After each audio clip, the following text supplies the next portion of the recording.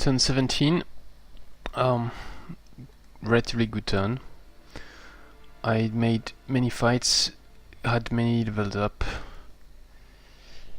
So first fight was the node, 4 versus 4, with 3 Berserkers, which are quite dangerous because they do a lot of damage. But the Dwarf Berserker are relatively straightforward. Just big stats, but no crazy ability, no pounds. So they are easy to deal with. I managed to get a split thanks to the Wisp, which was a possible failure because, as you know from the videos of my previous turns, the Wisps are not very good for splitting due to static shield.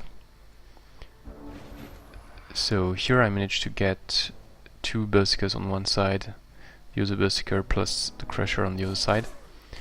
I did a blocking, forcing the Berserker to attack my Firsborn. Unfortunately the Firsborn fumble, but that's not a big deal, and it does take 17 damage, so that shows the huge amount of damage the Berserkers are doing.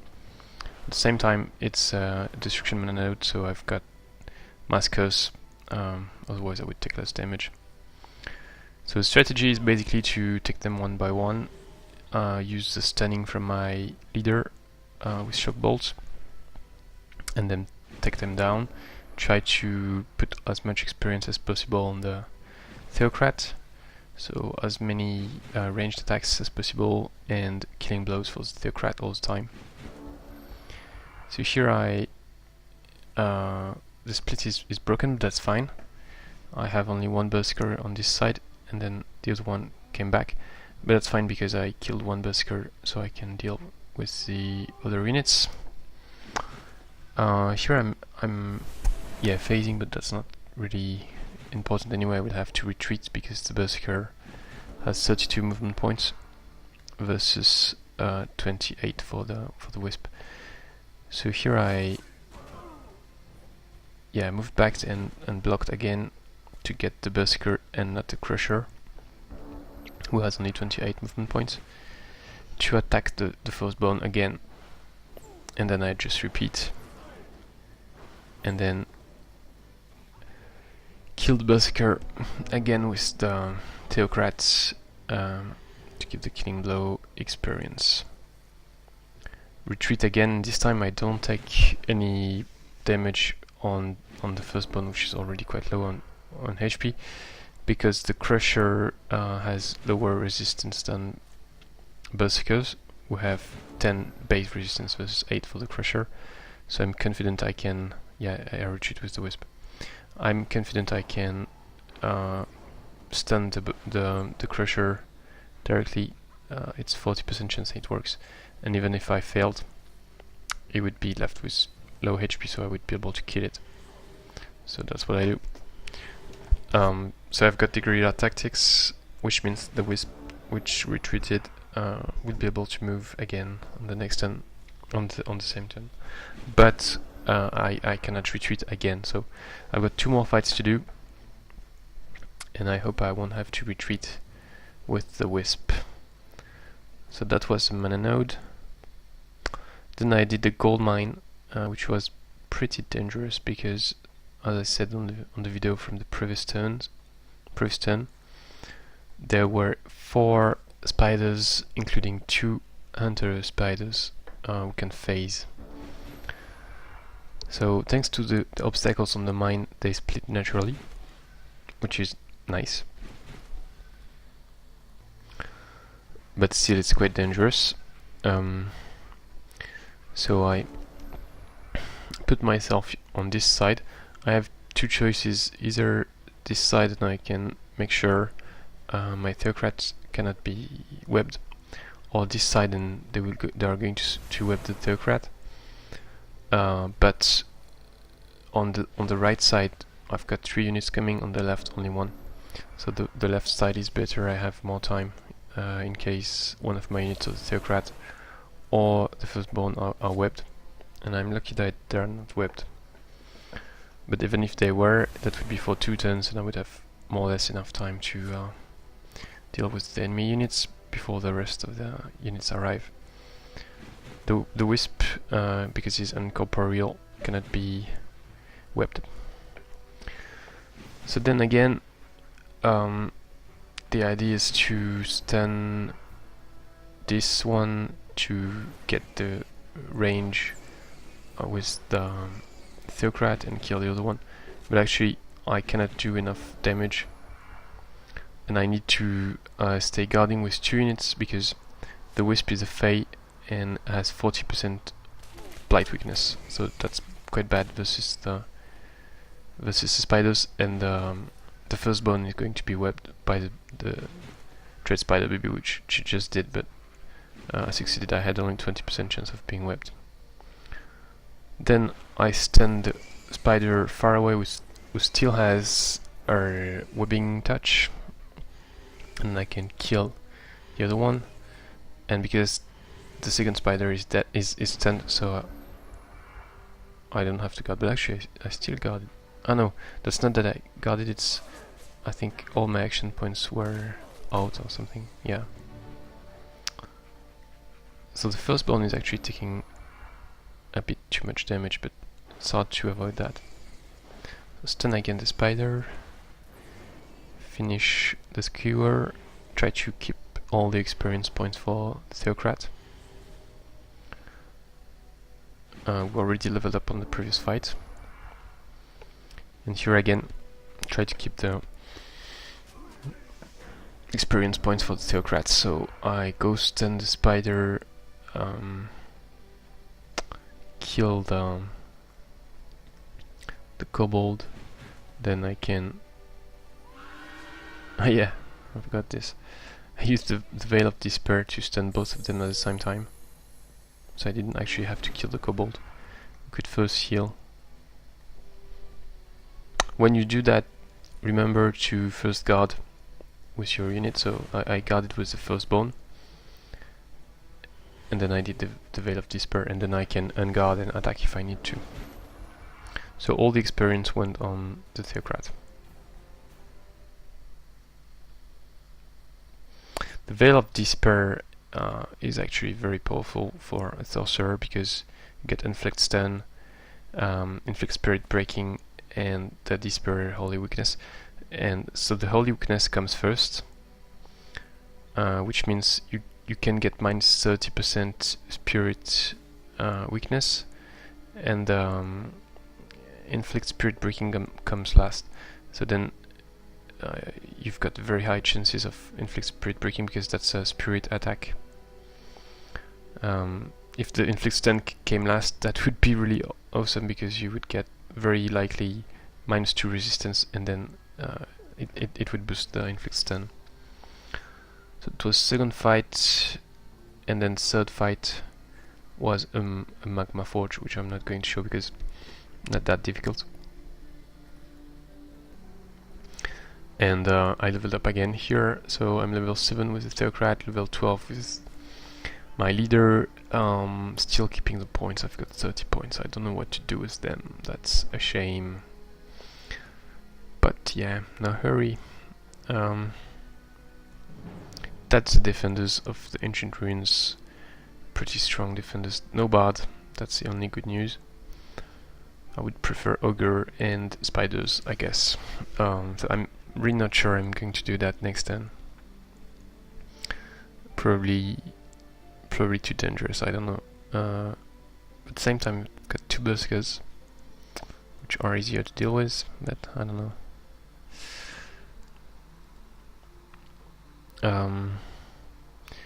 With the Theocrats, I'm not sure either about upgrade points. Many good stuff obviously, but again I've got the issue that it's my leader who is leading the stack most of the time, so all this stuff cannot be directly used, and I don't have that much mana, so taking spells also do not make much sense. So I guess I'm just waiting again. Then I did 2 fights with...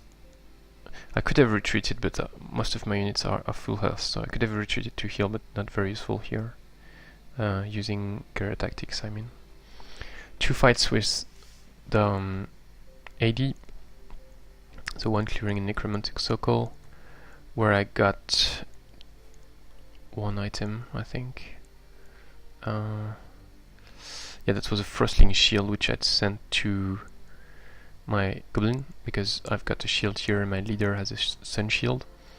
And then I did the Flowrock Quarry, where I took a lot of damage. Didn't play it perfectly well, but still fine.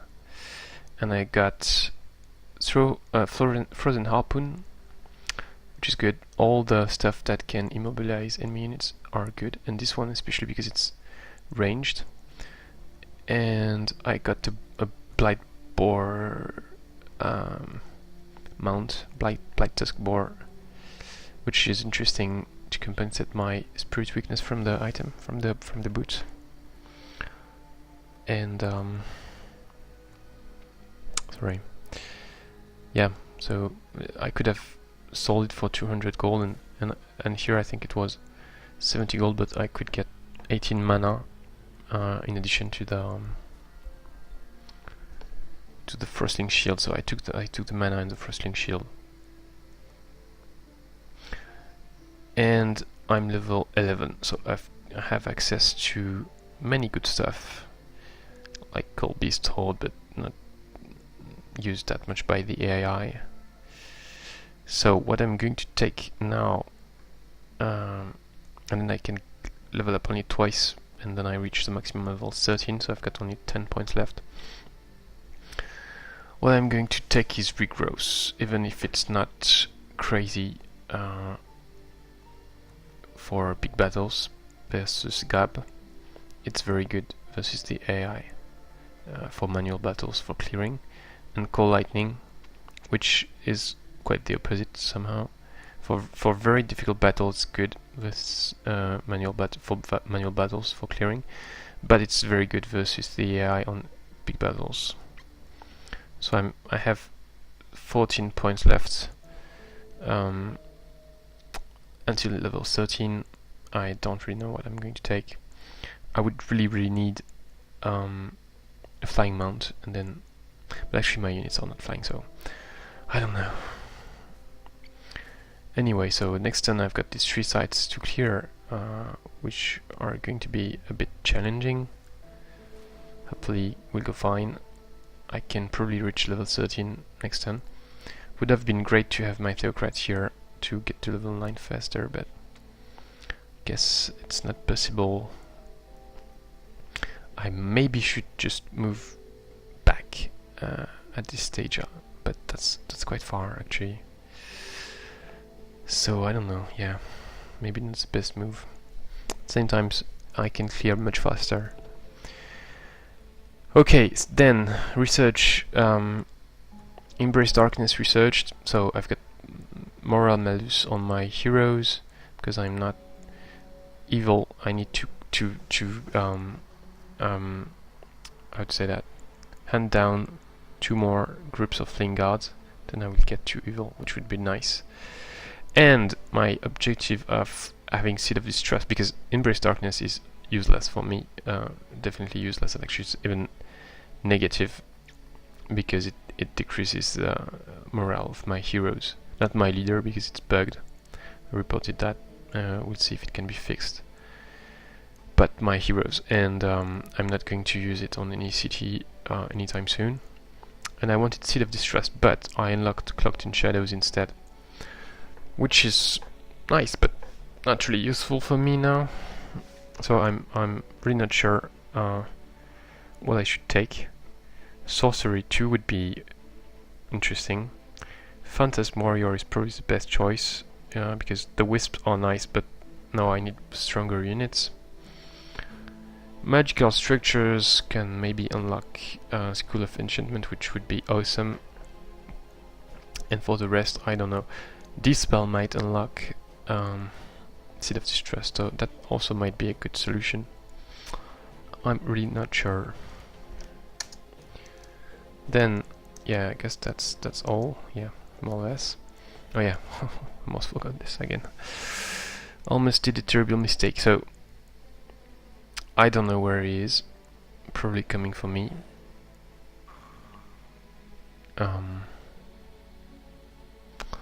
So he was there like 3 turns ago, I guess. So then he should be here. Then the turn after here. So probably in 1-2 turns he should take my throne. I thought about raising it, plundering it, but I don't know. The issue is plundering it or raising it. So raising it doesn't make much sense. Plundering it makes more sense because you get all the income. But during the 4 turns it takes, you have no income, which is pretty bad. Also, obviously, you get minus 150 race happiness, which is also quite bad. And yeah, the alignment change is nice for me, but yeah, so I don't think that's really a good idea for me. But at the same time, Gab is going to take that. It's not a crazy city. I didn't build anything except the shrine. Here, so I got 61 mana, which was really useful for me from the mana stash. I got here nothing. I got a gold stash from the water here. I sent back my crusher who survived. These 2 guys survived also. Gab had a civic guard here, so I'm moving in this direction to try to find a dwelling. Hopefully cast Seed of Distrust on it if Gab is at peace with it. It looks like he's moving here with his builder. And I did a mistake last turn due to making the video actually. I forgot to disband the Wisp. Interesting, that's the names in French for the Wisp. It's weird. So yeah, that means I don't know if I wasted 9 upkeep, 9 mana for the upkeep, but at least he knew, he knows I found him, and I know a lot about his army, so that's bad. I would definitely have preferred to disband. Thanks for watching. I didn't show what is my choice for research, but you'll see next time. Thanks for watching, see you next time.